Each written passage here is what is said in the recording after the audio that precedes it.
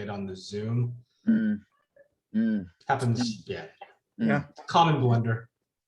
Well, and I think it's worth saying too, I think most everybody knows this, but we've got kind of a good mashing of geographies hanging out today.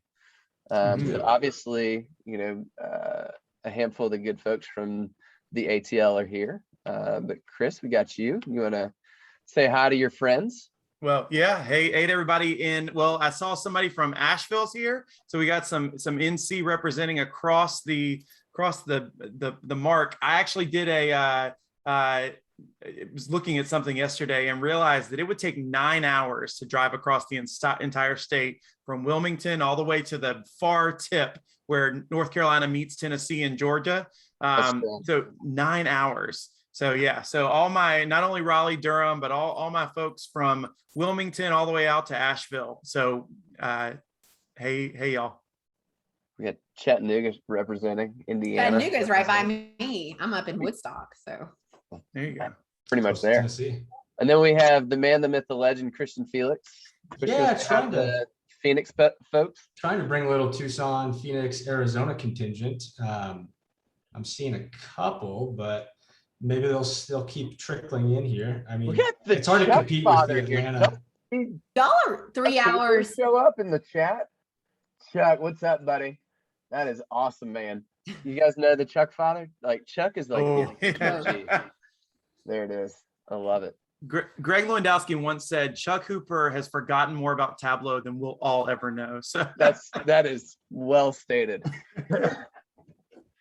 Chris, I love having you here, man. Yeah, thanks for having me. It's awesome. Yeah. Yeah, so just letting y'all know, we're not doing Kahoot today, but best participation and questions, and that's people coming from the chat or the Q&A with questions, chat participation. That person will win a gift certificate to the Tableau gift store, or Tableau store. Aren't you glad you're here? Yes. All right, gotta pay to play. Gotta be in it to win it. Here we go. All right, y'all can see my screen, or you can't? I can see it. We can. Yep, we can. All right, so I'm putting y'all on another screen. Karen, you want to tell us about the upcoming at least ATUG meetings? Sure. So everyone can see the ATUG calendar displayed here. So our next meeting, next month, we have a meeting scheduled September 16th, Tableau speed tipping and use cases for scaffolding and reshaping data. So it should be a great meeting. Everyone is welcome. And just a reminder, check out the ATUG dashboard for this calendar. If you just search out on Tableau Public, ATUG calendar, it will come right up. And then you can kind of use it just to plan ahead and make sure you don't miss any meetings. Or there are links, just a reminder, for meetings you may have missed so that you can watch previous meetings. And just a reminder for everyone, Tableau conference will be virtual this year. We were talking about it a minute ago, November 9th through 11th. And the registrations are, I believe, opens up in 5 days. So you'll be able to sort of like plan out your schedule and see more about the schedule. I think it's August 24th. That's awesome. And just to give people a heads up, I think, so each of the 5 of us is going to be sharing a nailed it today, right? And so, Karen, I think you're going to kick us off. If I have it right, that's right. We got Christopher after that. I'm in the middle. And then Christian and Anna bringing it home with the what's the relay, like what's the anchor. The anchor. Yes, thank you. I'm the anchor. I was feeling very Olympic in that moment, so I had to take it back. So awesome. If y'all are ready, I think it's time. Okay, so can everyone see my screen? I love it. Woo. All right, you guys can see it? Okay, Yes. all right. We're so pretty. I'll go ahead and kick us off. But feel free to y'all let me know if there are any questions or anything. And I apologize in advance if everyone on the call hears a crying baby. I'm sorry about that. We had a our daycare kind of shut down abruptly. There was a COVID case at the daycare. So we're kind of scrambling a little bit. So I apologize if I seem a little frazzled. But good afternoon, everyone. I'm Karen Hinson. I'm gonna use this Tableau resume to walk through and quickly introduce myself, since not everyone on the call knows me. I am speaking to you guys today from Atlanta, but I'm originally from South Carolina and grew up in Aiken, South Carolina, which is just outside of Augusta, and went to college in Columbia. I'm a Gamecock, and my husband and I both went to USC. I studied finance, and then after school, I went to work for BB&T, which is now Truist Bank. I did the BB&T Management Development Program and worked at BB&T for several years. Took a break to go back to grad school during the recession. I started working with data in 2010 and have been at Chick-fil-A for the last 8 years. I work at the corporate headquarters in a financial services, our financial services department, in a group that does analytics and automation, and just some personal stuff too, some pictures. I've been married for 16 years, and my husband and I have 4 children under 10. We have 2 sons, 2 daughters. Our oldest, Sophia, is 9, and we've got Charlie, he's 7, Meredith, and this little baby is Jacob. He's actually not a baby anymore. He looks really, really young here, but this dashboard is a little bit old. So, okay, now that I've told you guys all about me, I'm gonna switch gears and pull this up. Can one of y'all let me know, make sure y'all can see this, right? Yes. Yeah, I'm just gonna assume. Okay, all right, good, perfect. Okay, let's see if I can make this bigger. Dashboard. Someone remind me, how do I get it? There's that the little full screen icon beside the share icon up in the top bar. Jesse says, yeah. No, don't worry about it. No. It's all good. We're just gonna go with it. Okay. So, all right. I'm a big fan of the Nailed It show, and since Nailed It is all about like featuring just these regular people that are trying to recreate recipes, it made me think of a Nailed It moment that I've been through that I figured everyone can probably relate to. So how many of y'all have ever been asked to recreate an existing report in Tableau? Has that ever happened? I'm guessing there would be people, if we were all in person, like raising their hands, because I feel like that's pretty common. It's something we all have had to deal with. So I'm gonna just show you guys an example from experience and just highlight kind of what I've learned. So let me explain what you're looking at on this page.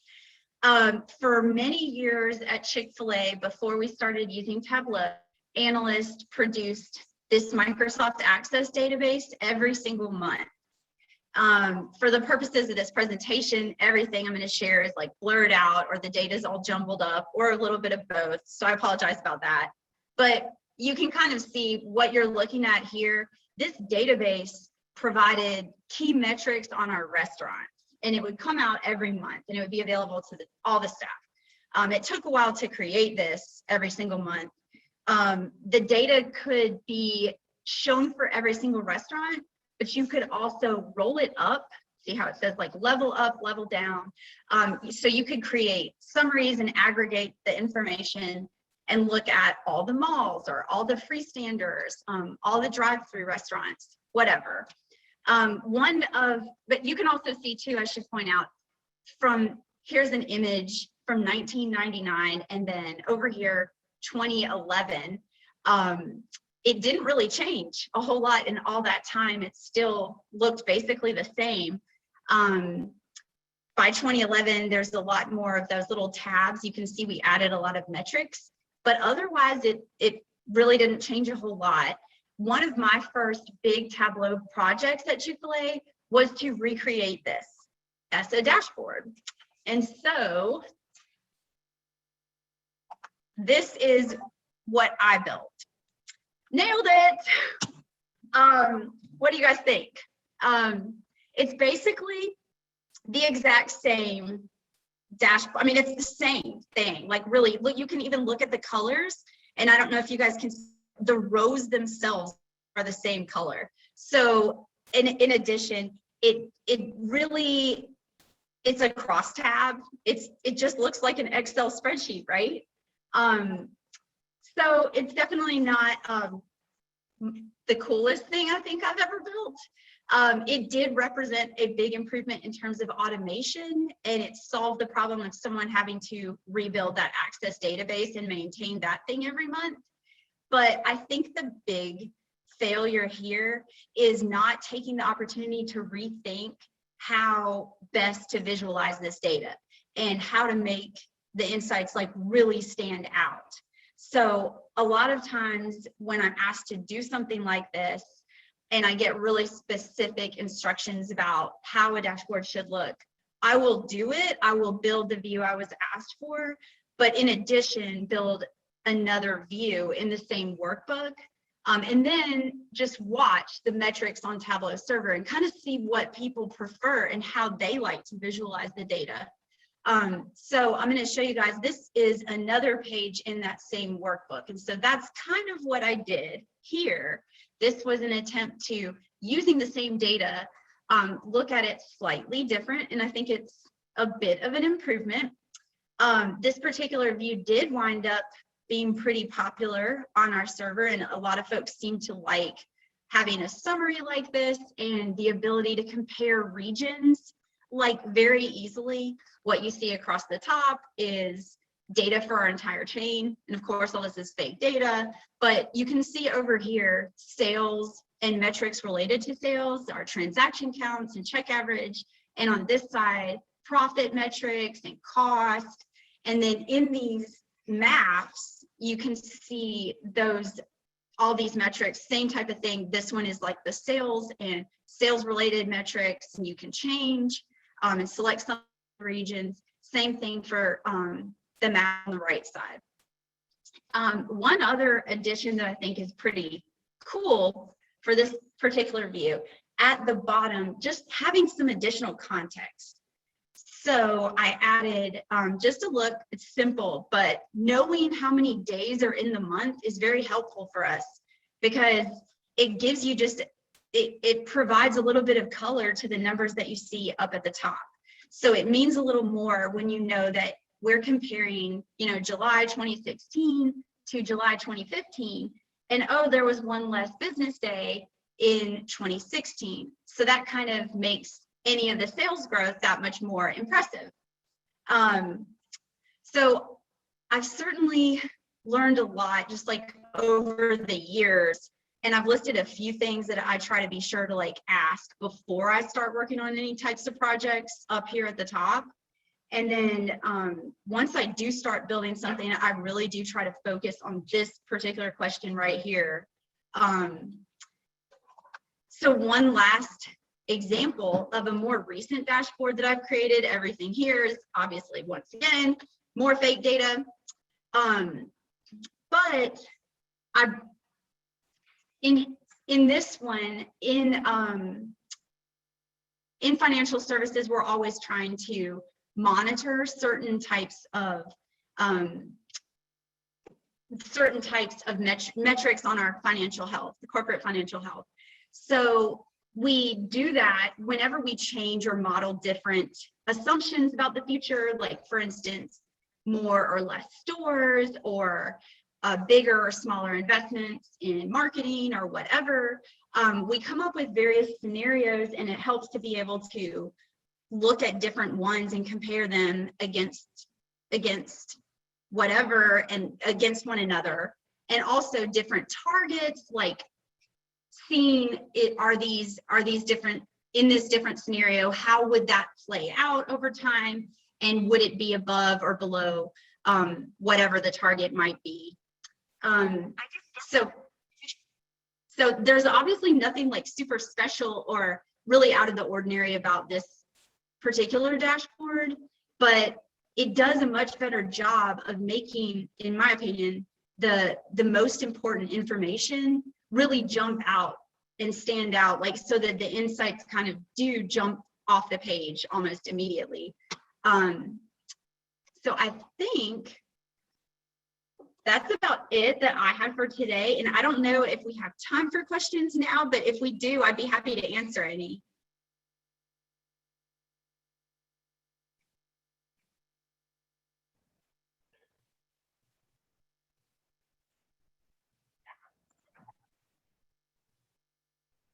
Karen. If not, no problem too. As always, you've done a lovely job. Thank you so much. I saw you do was like your first iteration was not too dissimilar from kind of where they started. And like, I think in the past, I've used the terminology that like a heat map is the gateway drug to visualization. And so it was interesting to see you kind of highlight like kind of use of color in some of your stuff as being like, okay, these are the beginnings of like how I'm gonna kind of bring you along. And then I love the maps and stuff like that. So super cool. And then you know, somebody pointed out, you know, there's definitely branding in there. There was a question just now that can go back to the screen that has the checklist. Oh, sure. Okay, hang on a second. Yes. Yeah, so really like to me, this last thing I feel like is sort of the most important thing that I try to do these days. I really think what makes like an analyst, what sets someone apart as an analyst is really just someone taking the time to answer these questions over here and like really understand the data and like what are the nuances in the data, how will this really be used, and how can the data influence decisions. But then at the bottom, in terms of like creating a dashboard that's like really effective, I think, especially for folks that have a limited amount of time, just an understanding like from our point of view as an analyst, knowing that like someone may not spend even 5 minutes on this. They may only have like 1 or 2 minutes. What can you do immediately that just makes the data jump off the page? And like what they need to know is just right there in front of their face, and it's obvious. I love that. And that's part of what visualization is like, how do I draw your eye to the issue, frankly, and help you make the next right decision? That's awesome. There was one other question that popped up, talking about the data source. You mentioned like the original version of this was coming off of Access. Somebody was hoping on your behalf that the Access database has been sunset and that you have moved on to bigger and better things. That's so true. Yes.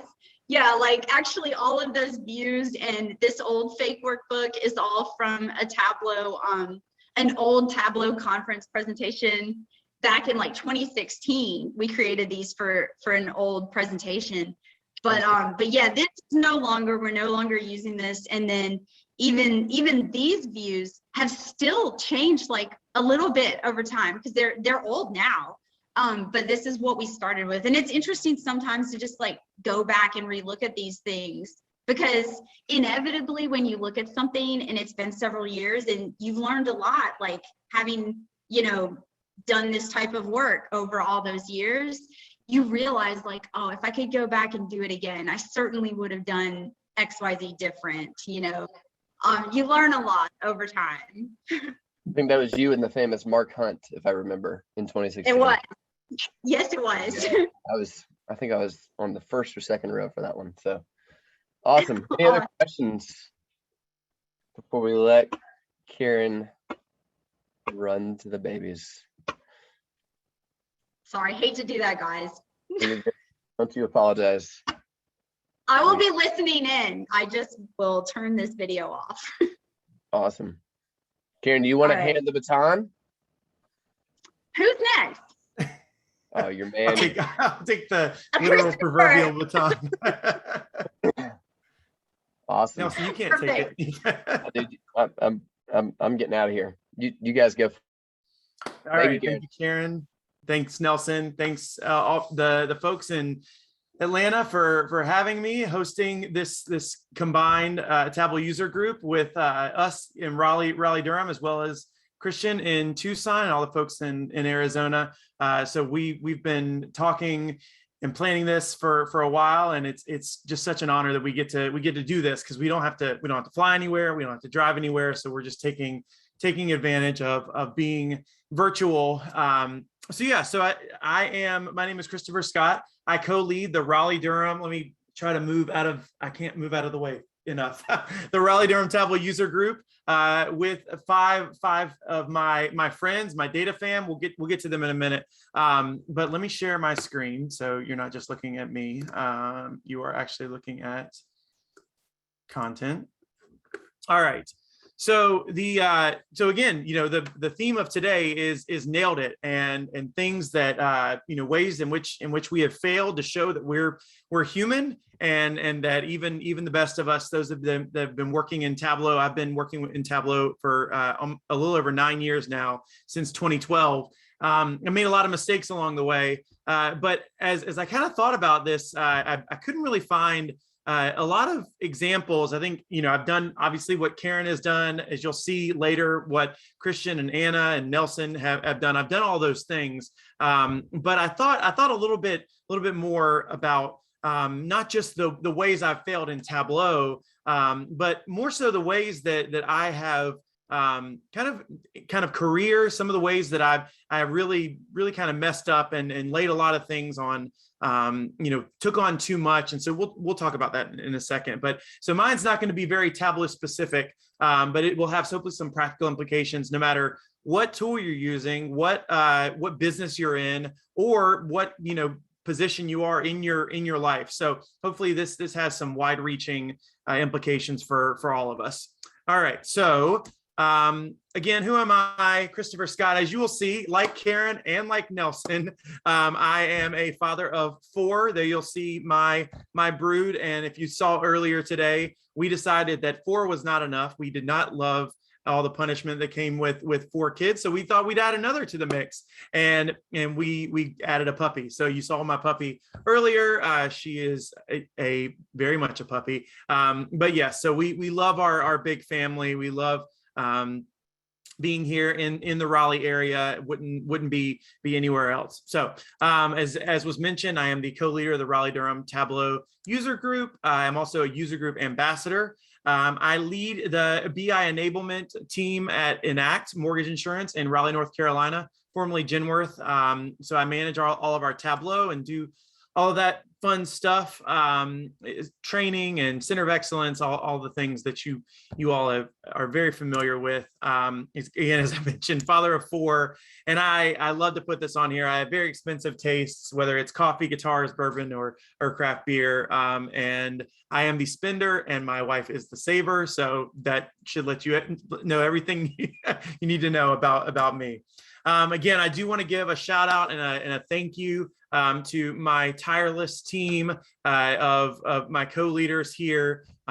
Everybody from Paul McHale, Greg Lewandowski, who I'm sure you all recognize. Jesse Bigman is actually on the line. And then Marit, who has just joined our team and will be going off for a little while, because she has just had a baby. So anyway, we're growing. We're super excited and super happy to be part of this community. So, all right. So when we talked about nailed it, I took it extremely literally. I said nailed it, nail.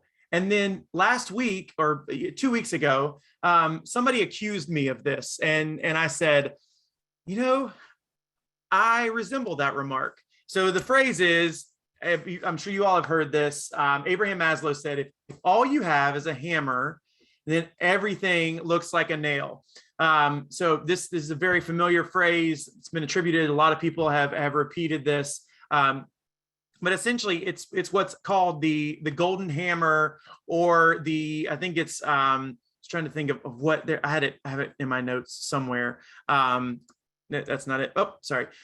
So there's essentially this idea that that when you've got this tool, that you love this tool, you want to use it for everything, whether it's for, like I think Karen's example was one of my first mistakes and everything. And it's that if it's a table, if it's any kind of data, it's got to go into Tableau. And and this is something I still struggle with and am learning to grow. And we'll talk about solutions to all this in just a moment. But yeah, I mean, so I think, thinking through what does it mean to be able to, utilize Tableau and utilize Tableau well, and not just go around with this hammer that you've got and think that, oh, Tableau can ingest data. Maybe we should just use it to ETL everything, and it's going to solve all of our problems. And that's not the case. And so, there was this quote that I found earlier this week. It's essentially this guy, Jose Gilgado,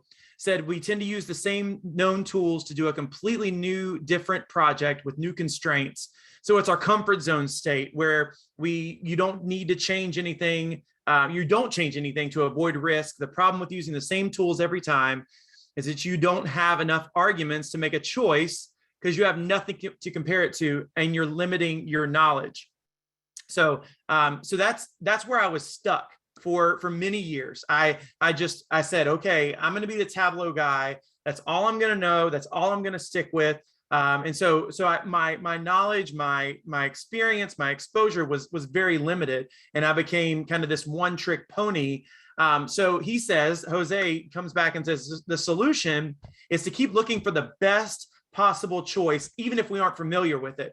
And so over the past few years, I mean, just opening myself up to new technologies, to learning new, ETL tools, right? Learning Alteryx, learning Tableau Prep now, which we've got over the past few months. We have created 40 new flows at our company just from turning on Tableau Prep, because it was that in demand that people couldn't get enough of it. So opening myself up, to that possibility, and then actually something that Nelson said, I think 5 years ago. So we were 2016, the first time I met Nelson.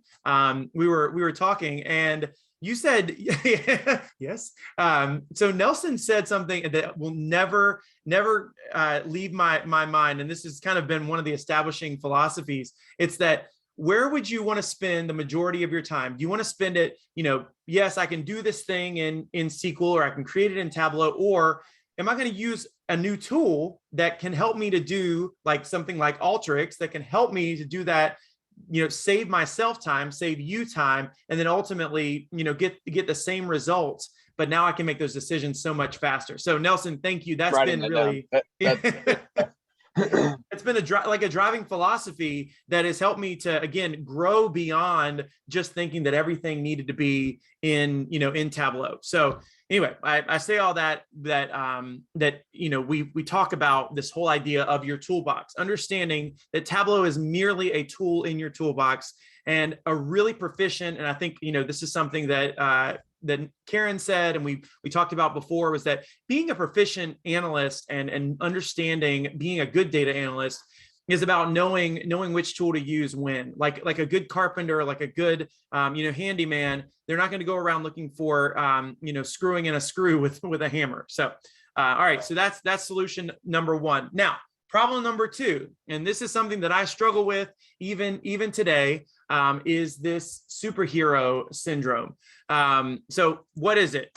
I'm sure you've all have heard of this before. It's very, very familiar. I think we all have a little bit of this characteristic in us. But basically, the definition is a person seeking heroism or recognition, usually by creating a harmful situation to objects or person in which they can resolve. And I'll add a little, that little blurb that I'll add my own, definition there, which only they can resolve or only they can solve. And so I find myself doing this quite often and becoming, as that very familiar phrase that we're all familiar with, kind of this single point of failure, where you are creating these massive, data sets and dashboards where if that thing fails, everything's going to go to pot, and you are the only one that can fix it. So again, this kind of the detriment of this is that one member of the team assumes responsibility for doing everything. Not only this, but in spite of taking on extra work and responsibilities, they take any failures and mistakes to heart, always striving for perfection. I call myself a very lazy type A lazy perfectionist, because I love to see everything perfect, but I'm usually not the one to always try and go after it. But when I do these things and something fails, or I'm not able to accomplish the goal, or something doesn't get done on time, I mean, all of these things, it's because I brought it on myself. And so what this can do is this can create a huge amount of burnout. And so I've seen this both in myself, in my personal life. I've also seen this in others that they create these things. They want to strive for perfection and create all of these amazing things, but they're taking others out of the equation. And so, I immediately thought of all of so I'm searching on Google, and all of these things just hit me like a ton of bricks. And so, whether it's your ego, hubris is the opposite of trust. It's only hubris if I fail, said Julius Caesar. And then finally, all of these words that we are extremely familiar with: hotshot, hubris, vain, conceited, cocky. And I haven't even read all the other ones, but I see ego in there, and all of these facets just lead to, again, doing it ourselves, this superhero syndrome, where I have got to be the best thing out there because my job's riding in it, or I'm not going to get, this promotion, or I'm not going to get this job, or I'm not going to be, this or that. And so I've just, personally just struggled thinking that I had to do it all on my own. And so, I was, again, reading some articles about this. And so one of the articles that I read, and I've got a list at the end that when I share this deck, it's all of the articles that I read and reference are in the sources list. So one of the articles said, make a list. And I thought this was really cool, because if I think about the practical and kind of intangible things, the way that I would represent this, these are things that I do and that I shouldn't do. But think about the things that you hate to do, or the things that you can't do, right? I mentioned, using Tableau as an ETL tool. That's probably because I couldn't write a SQL statement to save my life. And so I was just using Tableau to bring in all the data, assuming I knew how these things worked. And then same thing, that is in the same bucket. Like, what are the things that you shouldn't be doing? What are those opportunities where you're sticking your finger in, you're grabbing that Excel sheet or that Access database, and you're throwing it into Tableau just because you see data and you think it's going to make you, look better. Well, now you have to support that. Now you have to do these things. And so now it's this vicious cycle. So finally, all of this makes way to doing what you love to do, to doing what you can do, the things that you're skilled at, the things that you are passionate about, and ultimately the things that you should be doing. You have, wherever you're at, you've got a job description. And so if you look at the parameters and the boundaries of that job description, chances are, some of those things that you've created, that you're supporting, are not the things that you should be doing. They are not top priority. So, all of these things really help us to prioritize. And again, the other solution, besides all of those, making those lists, is ultimately it's to delegate. And so it's, it isn't always easy, but, and this is one of the quotes that I read, but you'll have a much easier time if you can get, I'm sorry. Yeah. So, so one of these ways is that we can say no. So again, spreading the workload. So it's not always easy, but if you can get used to asserting yourself, start with the small requests, and it helps to be able to be ready to put your foot down and reject anything.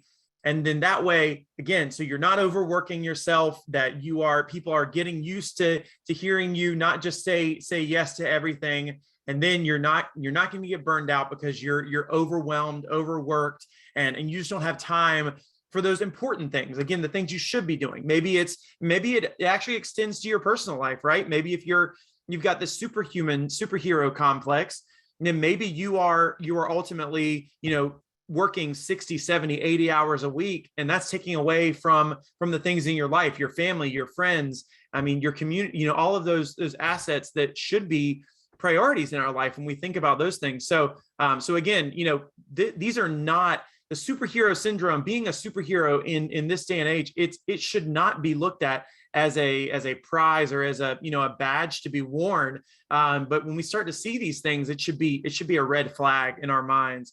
So again, obviously delegate. And this is I love this quote by Ronald Reagan. I found it this week as I was doing some more research. Surround yourself with the best people you can find, delegate authority, and don't interfere so long as the policy you've decided upon is being carried out.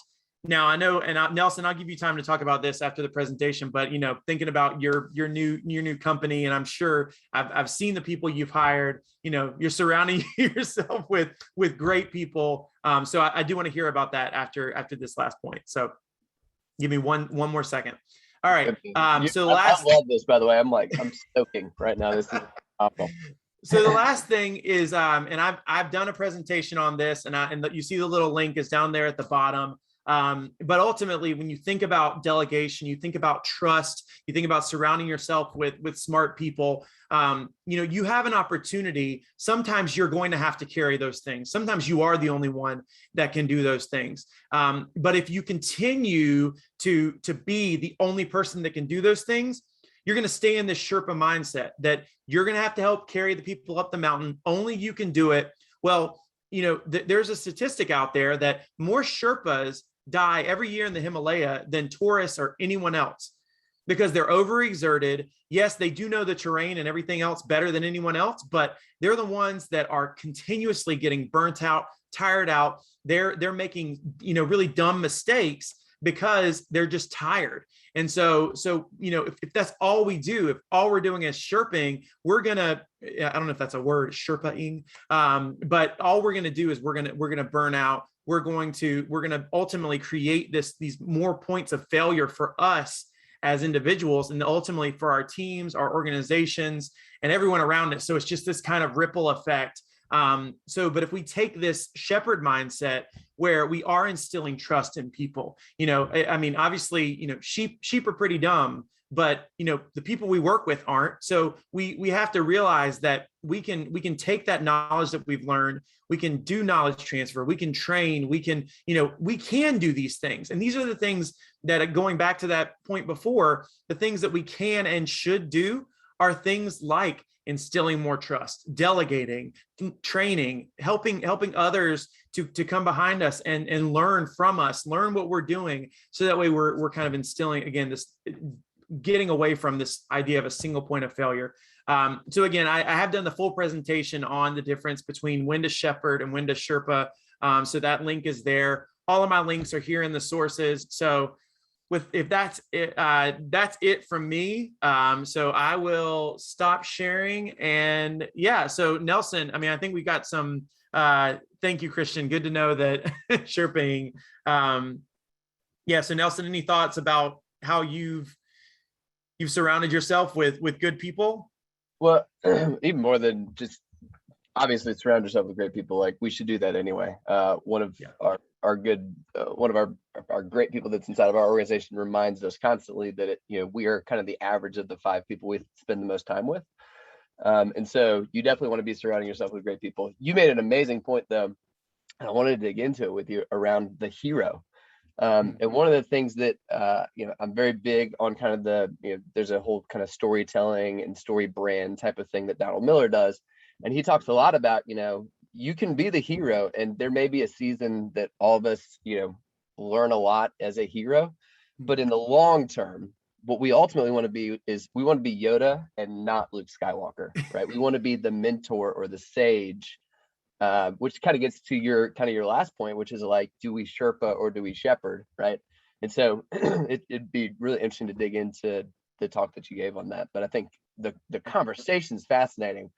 And like, honestly, like, this is, this goes so far beyond the Tableau pieces. Like, this is such a great just presentation. Like, hey, as I look backward on your 30, at the wise old age of 36, I say that as a 37-year-old, I've made some very similar things that I look back and I wish I would have done differently given perspective that I have now. But man, the opportunity to surround yourself with great people is a second to none opportunity. So kudos to you for calling a lot of these things out. Fantastic. Well, I mean, again, all of these things are things that I still struggle with. So, I mean, I have not reached. So lest anybody on the call think that I have attained to any of these things. I have not. I'm still pressing on and striving on to learn from my mistakes. So, and thanks for letting me share. And yeah, can't wait to hear the rest. When Anna, I don't know if you want to hop on, but you and I had a conversation not too long ago about this very exact thing, right? That Chris was talking about around, like, you were kind of saying, how do I keep answering all these questions? And, it's like, I'm spending my nights and weekends doing this. And you were like, how do what are we supposed to do? And I was like, you're supposed to stop. Like and one thing that, look, I was going to say, and this is a great segue because I feel like you've been a mentor to me, but you guys were just naming ages, and I'm 42. I'm older than you guys, but and we have a tendency to tie age to wisdom, and I don't think that's necessarily. I think we should always be seeking. We can't assume we always know. Yeah. And so Nelson's a person I call. I'm like, let's talk. Like I need to get some things, and so that was a really good example of the things that we talk about. Well, and one thing that I had learned not too much ahead of the conversation that you and I had, that again speaks to this point, and we'll talk about this and we'll move on. But, when you are doing that and being the hero and consistently doing that and kind of saving people on your team and whatnot, one of the things I shared with you is that I have now come to realize I'm stealing the opportunity for them to go through the hard work that it takes to really learn this stuff, right? If I keep absorbing it and kind of saying, I know how to do this, I know how to solve the hard problem, it steals the opportunity from the people that you're trying to grow and lead, and allowing them to feel the pressure, because you're the safety release valve, and they don't ever have to feel the pressure, right? And so I learned it, and sometimes when I tell somebody else what to do, it's like I'm also talking to the person in the mirror. So anyway. Well, that's another good segue to what you're going to show, because this is one thing that you were kind about when we were demoing this, is the fact that you and I actually started working on this next one together. Yes, we did. So I'm going to step back and let you demo. All right, here we go. So as has been previously mentioned already, my name is Nelson Davis, put y'all over here. I also have 4 kids. I think, as I shared, I believe that that's probably the right number of children in order to be a tug leader. But that's just an opinion. You could take that with a grain of salt. But this is my crew. We have all boys, by the way. So they're a rambunctious bunch here at the Davis family. We also have the dog who listens to nobody in particular. And so anyway, love the opportunity to show the family every once in a while. So here we go. So today what we're going to do is I'm going to teach you about an opportunity that I had around building a racing chart. Now, some of you, as we know, are already here and you're kind of part of the Atlanta ATUG family. And so I would imagine a handful of you were here when we did a racing visualization during our 10-year anniversary. And what you're seeing here is the number of the highest number of model cars going back to like 1908. And what's fascinating here is that the Model T was like the #1 most built car up until like 1980, and then like in like the mid 90s it went to #3, but like it was 16,500,000 total production. It still like fascinates me that that's such a, it's still up on the top 10 basically. And the idea of a racing chart is that you're seeing things switch, and that you've got like kind of the leader is always the leader, and it's always kind of to the fullest extent and so forth. And so we wanted to do some very creative ways of celebrating our 10-year anniversary. Welcome to the Atlanta Tableau User Group 10-year anniversary. We had, by the way, over 300 people join us at Comcast. I saw Andre Merrill. Andre was the man, the myth and the legend that made all that stuff happen, along with Jen Lisport. We had, I think, over 420 or 450 people try to sign up and come. And so that was like amazing. Like the whole thing was amazing. I should have gone and grabbed one of the pictures. One of y'all go grab one of the pictures and shoot it over here. But it was such an amazing time. But we wanted to announce like, place that had hosted the most, and we wanted to do some different shout outs and stuff like that. And one of the things that we also wanted to highlight or profile was like all of our presenters, because these things don't happen unless people have things to present. So what I wanted to do was, it was like, I don't know, 2 or 3 days before, it's like, hey, let's do a racing chart for the presenters. And I'm thinking to myself, like, the newest version of Tableau, like 2020.1 had just been released, or was in beta, and it had animations. And I was like, oh, this is going to be perfect, right? We're going to figure this thing out. And so, of course, I don't know if y'all know me, but I'm kind of a just-in-time delivery kind of guy. And so this would be, I started the project right around this time here, which I've carefully gone back and calculated to be the night before. And as you can see here, I was making modifications, given the fact that our whole thing was going to go live at 1 p.m. I was doing some things the morning of. And so as I went back to look at what was originally done, I was like, huh, that's funny. And so that initial kind of, how do I do this thing kind of landed me with this visualization right here. And so what we're going to do is basically kind of show you, it took me a little while. Like I was like, I feel like I should know how to do this, right? Once upon a time I was a Zen, and we're good at figuring things out as a general rule. And so I'm texting with Anna, and because I think we had originally kind of said, Anna, maybe you tackle. She's like, I don't know. And so I was like, well, maybe I'll give it a shot, right? And so I was like, who can get there first? And I kind of got stuck because I was like, well, I don't, how do I get things to move and go up and down and da-da-da? And then ultimately we ended up creating something awesome. And so if you end up enjoying this, the QR for the workbook for all this is right here. So I'll come back to this slide at the end.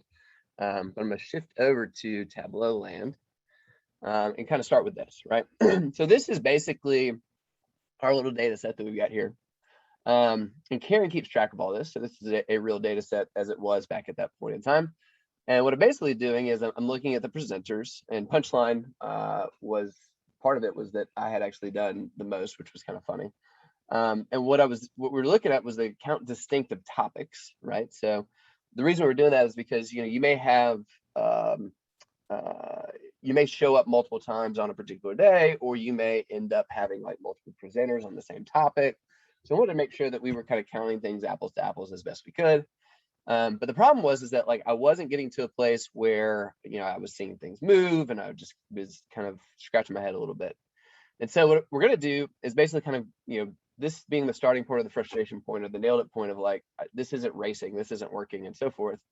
One of the things I know about racing is that I've got to have something on the page itself, because that's where the animation begins, right? And I can kind of look at this and be like, oh, well, hey, at least now I've got things that are happening, right? And so I'm seeing this, but like there's nothing additive that's happening. The name, like the order of the names isn't moving, right? And those of you who've never used the Pages shelf, the Pages basically just kind of keeps all the different slices of this thing, and it gives you kind of a, hey, here's how the thing would move over the course of time. And so basically what this is showing is that, like, for example, in December 2019, Nelson, Karen, and Travis Harpole presented, right? But really nothing other, I guess there are a bunch of other folks that presented too. So cool, but nothing more material than that. It's just kind of, and this isn't really the information that I want. So the first thing that I need to be able to do is I need to be able to, as time moves forward, I need to be able to add these things up as we go, right? And the thing I'll share with you from the outset is that a lot of this is going to be table calcs. And so we're going to start with that. And so I've created this table calc here called total presentations, and I'm going to use a running sum. And the reason I'm going to use a running sum is because as the number of months increases into the future, I want to basically kind of run the sum, right? So this is basically kind of over the course of time, I'm going to add these things up. And the thing that I'm going to add up is that count distinctive topic, right? So first thing I'm going to do is just going to bring this right up to here, right? And so now I've got Andy Piper, Paul Lisborg. But if I bring this forward, right, what we hope to happen is that, oh, it's still not working. Crud. All right, so let's see what's going on, right? So what we want to be able to do is we need to, oh, it's not summing on the right thing, right? So if we think about, well, what are we going to add up over the course of time? It's not what's on our rows, right? That's just presenters, and that's not really going to help us at all. What we actually want to sum up is the date, right? That month thing. And now all of a sudden we have something that actually looks like, kind of like it's helpful almost, right?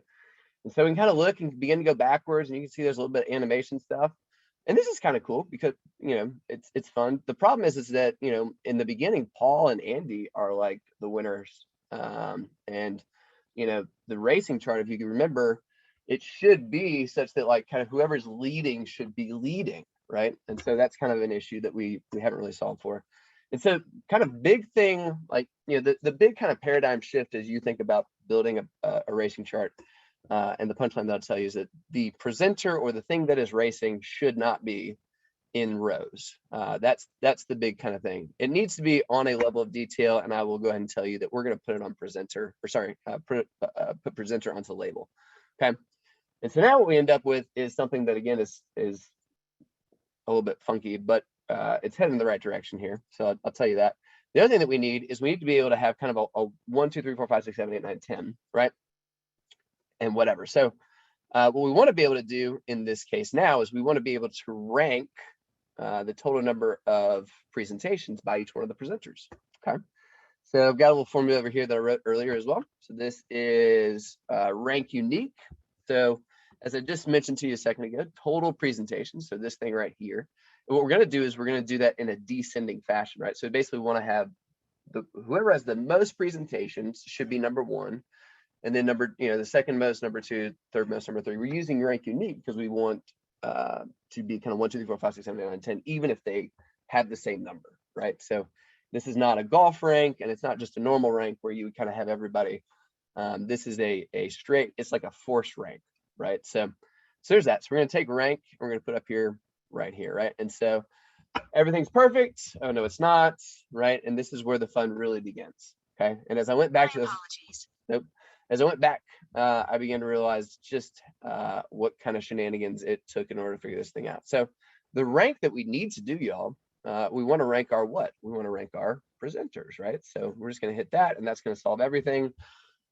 No, it's not. And here's where it gets really, really funky, okay? So, and if you haven't dealt with this concept before, let me blow your mind for a quick second, because Tableau has something what's called a nested table calculation. And we're not going to go super far into this, but we are going to get a little bit funky with it, right? And so what I've basically done here is rank is the thing that's happening, but then inside of rank is the total presentations, right? And if y'all remember a second ago, we needed total presentations to compute not on presenter, but on month of date, right? And so when we open this thing up and we have this kind of table calc dialogue, if you ever see this dialogue, I'm going to X out of it for a second, as opposed to this dialogue where there is no option, that means there is an opportunity to do a nested table calculation. And what this means is it's kind of like Inception, where you kind of go like multiple layers into a thing. And so what I'm also going to do is go into total presentations. And because I clicked presenter on rank, it assumed on my behalf, and we all know what assuming does. It assumed on my behalf that I wanted all of the layers of this table calculation to be done in the same way. As we've mentioned already, we don't. We want the total presentations to be done on the month of the date, and we want to restart every presenter, and all of a sudden, winner, winner, chicken dinner, we now have, look at that, both Andy and Paul, right? And we're even starting to get a little bit of the kind of the action that we're after, right?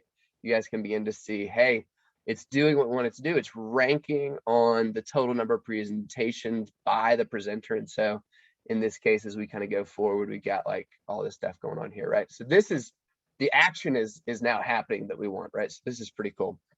Now, a couple other pieces that kind of get us to like the end game, right? So I kind of decided, hey, I don't really want all of the rank. I really just want to have like 10 spots. And so I'm going to hit the simple button, and I'm going to take rank and put it on the shelf, and then turn it continuous and just do the top 10. That gets rid of everything 11 and below, but it also gets rid of my null, which is annoying, and I don't want it to be there either. So now I've just got the 10. So I'm going to spread that out. So do my fit height right there. And so again, we're starting to get there, right? So you can kind of, again, let me just hit play for a hot second. So you can kind of see some of the little thingies happen. Boom, there you go, right? So that's pretty cool. And then the last piece, and again, I'm just going back to kind of what we saw a minute ago with the best practice that you saw in the little YouTube video, is you're seeing kind of a raw number. And so the number is kind of increasing, and you're kind of starting with like, well, here's the full extent. What we really want is like, we want it more as like, hey, the leader is kind of leading and it's always the full extent and everybody else is trying to catch up. So the last piece of this is basically just take this total presentations thing that you got here and then divide that by the window max. And the window is this thing. So this is the window at any given time. And again, we're doing all of this on a table calc type of thing, right? So there's window max, and then I'm just going to take the total presentations, just like that. See if this works. If it doesn't, I've got a nice little fix. Now we're getting close, right? We still have to go back and tell it, how to do all the different things and so forth, right? So there's that. And then this is another nested table calc for us. So total presentations, that knows how to do that the right way. But total presentations to be divided by the window max. Again, that goes back to the presenter, right? And so that, again, is another nested table calc. And so now all of a sudden, where it was the full number, now you see it as a basically like a percent, right? We could make it a percent, but we're not going to. And so the effect, if it all worked, is that we begin to get the action the way we want it to, right? So now we have kind of that full extent type of thing happening. Boom, bada bing. This is awesome. We added some funky, fun stuff in here. We made the colors do different things. We added another version here. Actually, I'll just show you that one real quick too, because some of you may be wondering, how do you do that piece, right? So if we do a control, click and drag, now we got two axes. We'll do a dual axis on this. One of those we want to stay as the Gantt or the bar. Was it a bar? Let's assume it was a bar. So there's the bar. The other one we're going to do as a little circly thing. We're going to align these two axes. So there's that. And then this little circly thing is going to go to white and get big, right? And then instead of presenter, it'll just be the rank. Boom. Actually, no, it wasn't rank. It was total presentation. That's what it was. Sorry, I lied. Apologies. So there's that. Boom, bada bing. And then this is going to go to a label that's somewhere over there. Pretend like I did it already. Right. So there's all that. Boom, bada bing. And then this is kind of what it ultimately looks like. Right. So take it back to the beginning and then hit play and then let it run for a minute. So there we go. Nested table calcs, nailed it in, I don't know, what, 10 minutes, hopefully, something like that. I don't know. Not nearly as good as Christopher's presentation, no doubt, but or Karen's, but if there's questions, I'd love to answer them. So hopefully this was helpful, interesting, informative. I don't know. Nested table calcs is like, that's an advanced concept that I've hesitated to even try to bring up. So that was amazing. And I think a lot of the questions were answered in chat, but if there's any more, you can put that in Q&A or chat. Actually, Q&A might be easier for Nelson to answer. And next up, we have the Christian Felix. Hello. Thank you for passing the baton, Anna. Let me go ahead and Nelson. Oh, wait, no, Nelson, you have to pass it. Oh, Nelson. Yes, I've stopped coaching. And I'm out. All right, let me share my screen.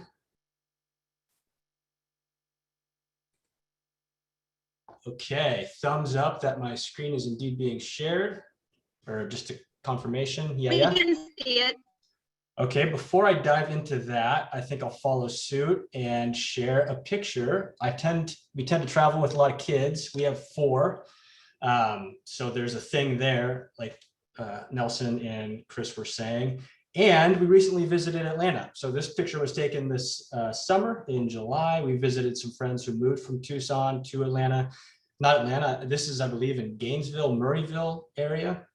And so 4 of these are mine, my son, my 3 daughters, and this is a family friend, and these are their kids. Anyway, did a long road trip, and so there's a bit of a kindred spirit with our Atlanta friends here because of the road trip. So yeah, that's the picture, that's the family. Back to Tableau Online. So what I wanted to do And first, what I want to do first is give a shameless plug for the developer program, because as part of the developer program, you get a instance of Tableau Online to test new features or other things you're looking to test prior to bringing them into production in your own environment. So that's what you're looking at here. So this is my Tableau Online instance.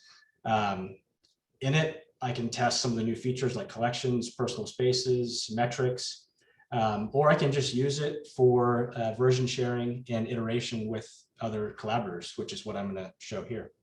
And so let me navigate to the projects. And so what I used this for last year was a collaborative space with my supervisor, Sasha Singh. And so what you're going to be seeing here is you're basically getting an inside look into the week leading up to IronViz last year. And the good thing about version control is that you can go back and retrospectively look at all of the ugliness and all of the bad failures, things that led up to the final product. And not necessarily bad, it's just part of the process. And so that's what we're going to do here. So I'm going to walk you guys through each of the days leading up to the final build date, which was the 21st of September. And in those different versions, just walk you through some of the things that needed to be changed that should not have made it into and didn't make it into the final production build that was shown during the competition. And in doing so, you're going to get a firsthand look at how the sausage was made, so to speak. So this is not something you do if you're trying to maintain some illusion of perfectionism, but if I'm honest, this is the process I think all of us go through when we're trying to develop an information resource, and I'm no different. So let me just step in here. Oh, and also it's a plug for IronViz because it's coming up again, right? So we have a couple more months before the 2021 version at TC-ish. So we have the Monday before, so this is September 14th. The final build was filmed on the 21st. And I believe the conference last year was October, the first week of October or so. So looking at the very first version, again, bear with me, this is very much in development, but I think it helps convey some best practices, some things that I learned along the way in the development process, and some things that needed to be improved. So the first takeaway here in terms of a failure is really when you're trying to introduce interactivity, best practice is always to ensure that whatever means you're using to introduce that also changes, whatever it changes is on the same screen. So a user clicks a parameter or clicks a filter and they don't have to scroll down to view what changed or view the impact of that interaction. And so what you're seeing here is the top half of a dashboard that when a filter was applied here or here, a user would then have to go down and scroll to see if anything changed and what changed. Another thing, if there are any IronViz contestants on this call, is don't try and use data tables in IronViz. Probably not a good idea. I don't know why I started going down that road, but hey, that's the iterative process, right? The other thing you'll see here, and it's going to be a common theme throughout the iterations, is trying to scope my story. So you have all these variables, things that are very interesting in terms of predicting the PM2.5 air pollution, travel time in different cities, congestion levels, CO2 emissions. But although they're interesting, perhaps not primary to the main driver or to the fundamental analysis. So again, we'll see that more and more as I go through some of these versions. Okay, so that was September 14th. September 15th. And this is the first time I think these are seeing the light of day, by the way, since last year. So y'all are getting the behind the scenes look at this, the ugliness, the realness. I love strip plots. I wanted to use them. I think what they do is they give you, like, they use minimal space. They're very good at showing the correlations for multiple variables, right? So the colors, again, indicate green for healthy, yellow for unhealthy.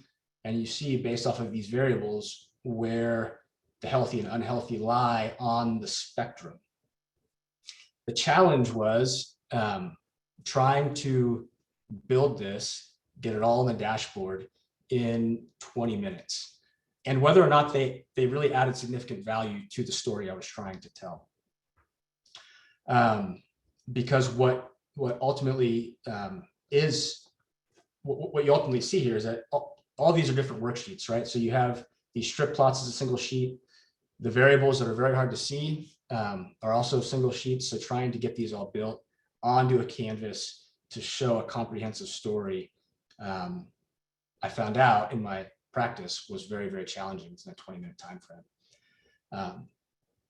So that was iteration number 2. So that was Tuesday. And this is all, these things I'm discussing now are all conversations that I was running by Sasha. So trying to get feedback, trying to get another pair of eyes on it as I was practicing was really helping me refine the tool and the dashboard. So Wednesday, the main addition here was you have the comprehensive nature of the story is taking shape.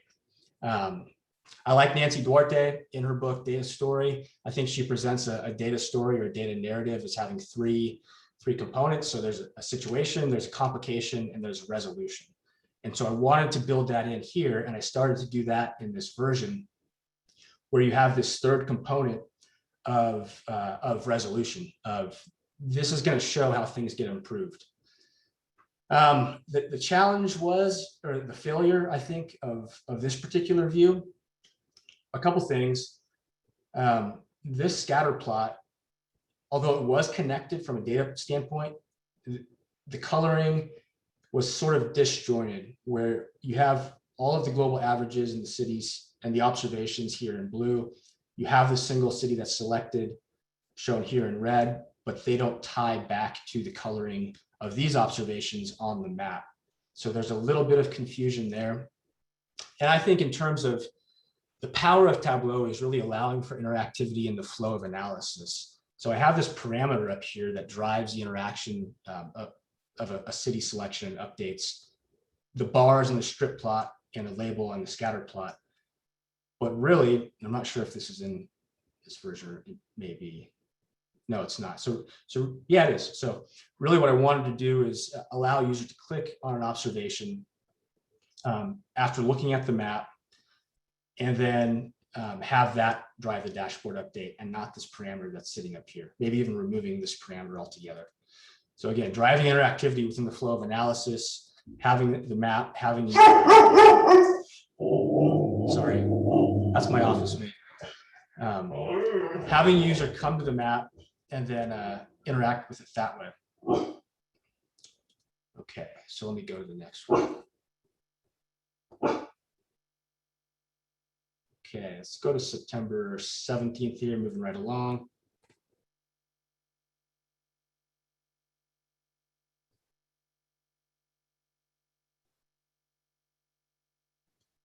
So I think part of the challenge with this also, with these, I have somebody at the door. Gosh, we're getting real time, real life Zoom. 1 second.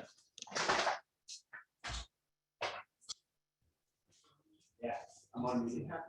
Yeah, thanks, man. Sorry, guys. Birthday drop off for my kids from a neighbor. Yeah, so trying to ensure these were more visible if I was going to keep them. So moving away from the dark blue to more of a light gray color was a step in the right direction, but still I was going to run into just the time constraint of trying to get all of this on a dashboard within time. I added the motion here, which I think was a step in the right direction. And I think you see some of the history using the pages shelf to show where these observations came from and how they're changing based off of percentage changes in GDP. So I think that was cool. But again, the colors here, I think, should ultimately be tied back to the observations in the map to sort of unify the entire analysis and the presentation. We're getting close to the final build.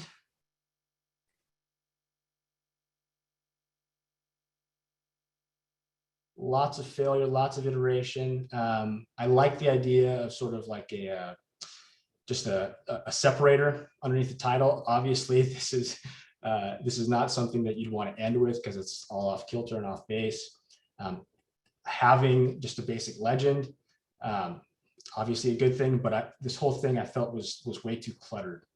And even as these labels were changed from the strip bars to the circles to like the sort of flags with the numbers, I felt like including these variables not only was difficult from a time domain perspective, but also they almost detracted and were a distraction from the main story, which was nominal GDP, air pollution. So you have things that were interesting, population factored into it, congestion levels, and those were certainly factors, but the correlation in my mind was never strong enough, wasn't strong enough to warrant keeping these in the final viz. And I just decided to just focus on the main thing, which was the relationship between the nominal GDP and PM2.5.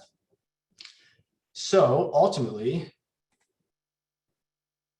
after several stressful days, I guess we're not there yet, there's one more version. This is still close enough. And again, even this one, it goes back to trying to keep the main thing, because you have this little anecdote in the story, which is my hometown, Tucson. It's green, very healthy air, very low. And trying to tie that in somehow to the story would be interesting. It would be cool because it was where I live, but was it the main story that I was trying to tell with the data? Probably not.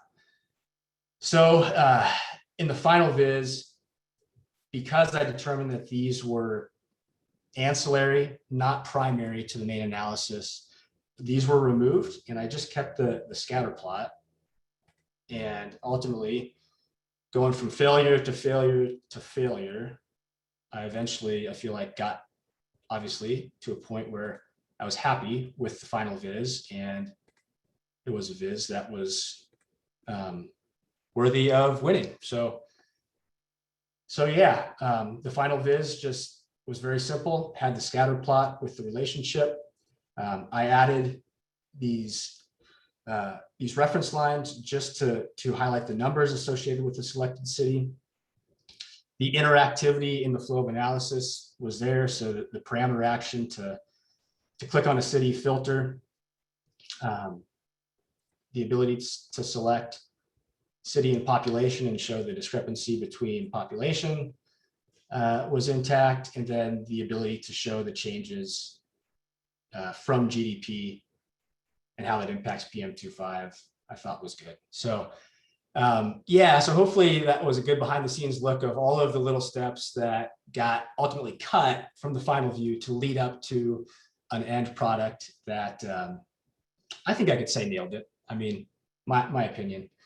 But I think you nailed it. I think this is fantastic. And what I like about this is not only, I like that you drove home a data story, and it not only was it just a story somebody could look at, but it was explore, like a choose your own adventure exploratory story. Yeah. Fantastic. Hey, I have a baton too. So I'm going to pass this to you. I'm just going to pretend. It's actually, wow. It's actually an attachment from the Dyson vacuum cleaner that's in our house, but let's pretend it's a baton. I'm glad it's on a plunger. Okay. Because that's what it looked like. So I'm going to share my screen here. Let's make sure I have the right thing. So nailed it. You did a great job. And along I've kind of brought in a lot of the concepts that everybody else has. And it's going to start with Nelson's waiting to the last minute thing, because when we started, I had one slide, now I have a couple. I'm Anna, and I am one of the Atlanta Tableau user group leaders. I've just really been lucky to work with this group. My background was originally marketing with lots of econ, the University of Georgia, but then I decided not to stay in double major because I was like, I have to write a paper for econ? That doesn't make any sense. I didn't want to write papers. But then later on, I went back to back to school to be a teacher, so lots of papers. And actually like writing now, and taught AP statistics and math for a long time. And now I am the director of training, which is data literacy, data storytelling, Tableau. in statistics. So those are the things. I live in Woodstock, and I was pointing out on chat, there's a lot of conversation about there being this maybe a relationship, because I'm not going to say it's what determines you to be a tug leader, but this relationship between number of kids and that ability to be a tug leader, I would say correlation is not causation. And so I will also show in mathematical proofs, of course, if you have one counterexample, then I've disproved it. And so I have 2 kids, I have 2 boys, but these 2 are like having 6 kids. So QED disproved that theory. I also want to go along and tag along with that idea of and just bring it all together. We are facing those challenges. And, anytime you've brought up a Tableau workbook or really just in a situation where you are struggling through something, and you've got to step back and realize the time that you've struggled through something, through mistakes, and you've persevered and you've gone through that challenge are the times that you've grown the most. And you can probably look at that in any part of your life. So it's not just Tableau or business or professionally, it's in every aspect of your life. So I really do like the concept of, you double down on those mistakes. You don't just walk away and give up. So I think we all here know that, but that has really become that theme for today. Now I'm over here breaking dashboards. So I'm going to show you a little bit about what I'm going to talk about.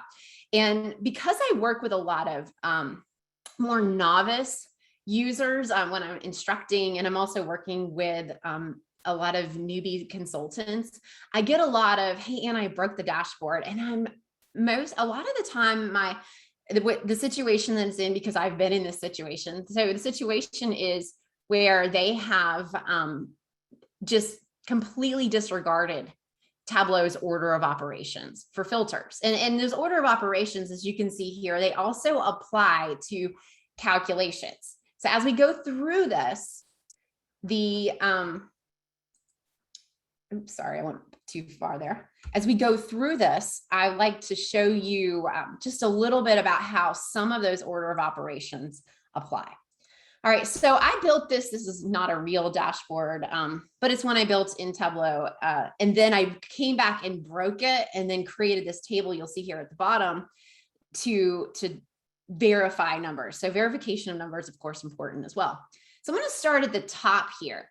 And at the top, I have at the very top here on the left, I have some filters applied. So let me go back, and if I hit all on the filters here for the region, you'll see that it kind of looks like things are working on the top shelf. So it's on the top chart, excuse me. So looking at this bar graph, I have created a top end filter. This is the top 10 most profitable products. And if you count them, it looks like there could be 10, looks right. All right, good. Well, let's say I want to drill down into the region. So by region, I'd like to see those profitable products. And by the way, the color here represents, if you see at the top, how are we shipping this, that ship mode? So express, air, standard, and ground. So we're looking more at the logistics of these products. So if I drill down into the central region, now I'm starting to look 1, 2, 3, 4, 5, 6. And how is it that if I'm looking at the top 10, I only have 6? And it would be easy to ignore that and just look at the overall dashboard. But if you're not looking at these little issues here, you're not going to realize you have a problem.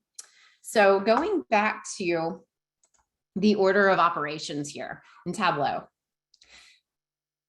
come down to where it says dimension filter. So a dimension filter is when you put a dimension onto filter and then you just quick filter, right? But you can adjust a dimension filter to be a different kind of filter. And when I did the top 10, I created what's called over here a top end filter. And a top end filter executes before the dimension filter in that order of operations. So what I have to do is somehow change the order. So if you think about math class, because remember, math teacher here, order of operations that you remember from class was please excuse my dear Aunt Sally. And then of course, around the interwebs, they always have those little math problems floating around of like, do you know the answer of this? And, you know, someone forgot to put parentheses somewhere, or you have to remember left to right how to do the calculations for the order of operations. And then if you have, let's say, if you need to execute addition before division, one of the things we do in math is put parentheses around the addition. So that actually moves addition up in the order of operations. I like to think of context filters as a way to put parentheses around that calculation, or that, in this case, the filter. So what I'm going to do first here is show you how I can fix this problem with my top end filter so that they execute in the correct way. In the first thing you have to think about here, though, is first, okay, wrap your mind around what is it doing. So I'm going to click on this. I like to always, when I teach this, I tell people, okay, what is Tableau doing? Like, stop and think. And what it's doing here is calculating the top 10 most profitable products overall for the entire data set. And then it's coming along and calculating and considering, okay, taking that top 10, of that top 10, who's in the central region, or what's in the central region. So that's what's going on. So if we look here where I have product name on filter, this is my top end filter. And so it's in top 10, and that's executing first. But if I want to move it in the order of operations, I can't just change the order on the filter shelf. It doesn't let us do that. Instead, I have to take my dimension filter, put parentheses around it, and that's adding it to context. So a context filter allows that filter to operate independent of the dimension filter. So in the drop-down menu on that pill, we're just going to add to context, and now we have our 10 back. So if I go back to my chart or my dashboard, here we go. I don't know what that is on there. Then I can see that this is now working properly. So that was the first example. Now I am actually going to go back to the sheet and take it off context because I broke another part and I wanted to show you that as well. So I'm going to remove from context and come down here on the left. I have over here, I like to create some dynamic insights. So what you can see is some summaries of like what's going on over here on the left, and then be able to see the visualization over there on the right. And what you can see here is I now have this insight here, prior year shipping costs, and it's breakdown by segment. Below that, or down here, I created also some tables. This is the first table to help us just verify those numbers. That way we're not switching back and forth between charts. I wouldn't actually have this on a dashboard. I just did this for you guys to show you that in 2020, by the way, this is prior year shipping costs. That'd be 2020. So in 2020 for the central region, I just highlighted that because that's where we filtered. Then what are those values for shipping costs? And those numbers do not align to what we see here. So I'm going to go back to this chart now and see, well, why? The calculation I've created here is a fixed level of detail calculation. So I'm going to do, this is the, filter it here because I can't find anything. Prior year shipping costs, and this is a fixed level of detail calculation. And nothing wrong with the calculation. It's not calculating incorrectly. I have it correct, except that I have a filter. So the next thing I get asked is, okay, when it's broken is, you know, something's disappearing or the numbers aren't right. And then the next question I have is, are you using a fixed level of detail calculation? Yes. Are you using a dimension filter? Yes. Well, that level of detail calculation is executing first and then filtering, and it's not the correct order. And again, order of operations, we have the fixed LOD executing before dimension. So if we want to switch the two, again, we can use a context filter, putting parentheses around that dimension filter. So here I'm going to do that again. Oops, get back to the sheet and change my filter to context. All right, that'll work. And now both the top chart with the bars and my insights are working. Okay, good to go. One last thing. Now I'm going to drill down into this data. And I want to be able to see the breakdown. So you'll see down here below a cost breakdown by delivery method. So if I click on, for example, consumer, I want to see that breakdown. Well, there we go. Consumer, there we go. That cost breakdown by that one segment. Well, it's kind of odd to me that all three are the same.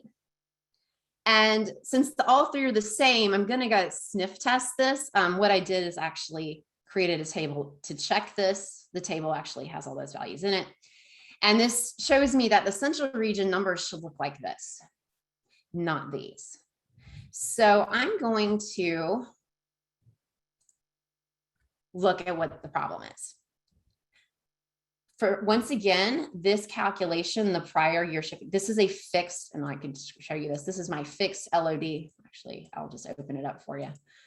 And my fixed LOD, it executes before a dimension filter. Oh, what's the dimension filter? I should have mentioned that action. So that drill down action, when I clicked on it, the filter action in Tableau executes at the same time as a dimension filter. So it acts like a dimension filter every single time. So I clicked on that drill down was a dimension filter. Well, okay, so why don't you just put, Anna, let's put the action onto contacts, just like we did. Okay, y'all watch these numbers. They're not going to change. And that's because region is already on context. And I needed region on context for the other two charts to work. So now what do I do when I can't use context to fix the order of operations? Well, in this example, and I'm going to go back to the order of operations. This example, I could also change the LOD. Notice an include or exclude LOD executes after dimensions. In this situation, I'm going to, again, go back to this sheet, and I've created a calculation using include. So for this one, include will work the same as fixed. And by the way, a lot of folks have said, oh, why do I need include when fixed uses fixed will work for most of those include situations, but that's actually not true. Include's useful. And this is one of those situations where I need include. So I'm going to switch that number here and switch it here. And now those numbers, let's hope I do work. No, it's not wanting to show up because, you know, that's what's going to happen. I don't know what it just did, but those numbers should work. Hide your title. What'd I do? Hide your title. Everything else is fine. Why did the title show up? No, just, I don't know, something, but just hide it. Okay. Oh, the title was there already. It just, oh, this, I know, the axis came back. That's what it was because I switched the pills. That's what. There you go. So, okay. So now it's not, oh, I got to fix it on here. Okay. So it worked earlier and now it's, why does that happen? So there is a situation that I had and now I can't figure out what it is. Of course it worked for me and then now it doesn't work for the drill down here. And why is it not? Somebody help me out here. What did I do wrong? Oh, taking this maybe off. No, that didn't work. Well, it worked earlier. So now that is a great demonstration of how you can nail it and then get it incorrect because these numbers aren't matching. So watch me turn red. And do you need to do the same? You switched out the metric on one. Oh, well, this is the same metric. So this is this is ship. Is it shipping with include or is it shipping with fixed? It's just regular shipping. So it's not using an LOD. Gotcha. So yeah, this one's just verifying it. Why is it that I worked earlier? Okay, so I'm going to go figure this out.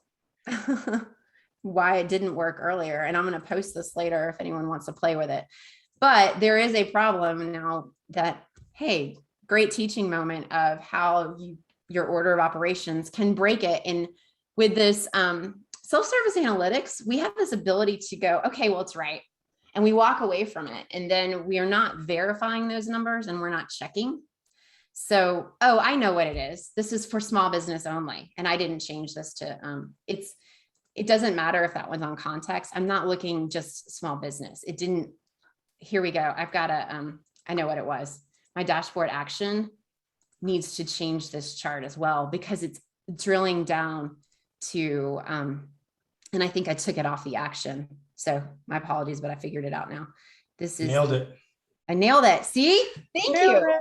That was well played. Let's see, what did I call that now? I do this drill down insights. Time to ship. I should have. Cost insights, maybe. Hold on, what did I call this? I'll fix that really quickly while y'all are watching so you can see. We call that cost insights table. There we go.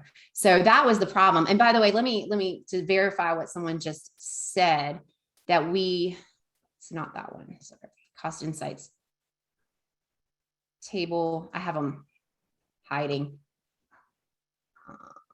Not sure what just happened here. So here we go.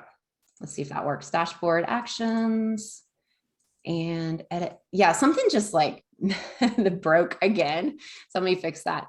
It went to changing insights, which is the wrong one, and it needs to change cost insights table. There we go.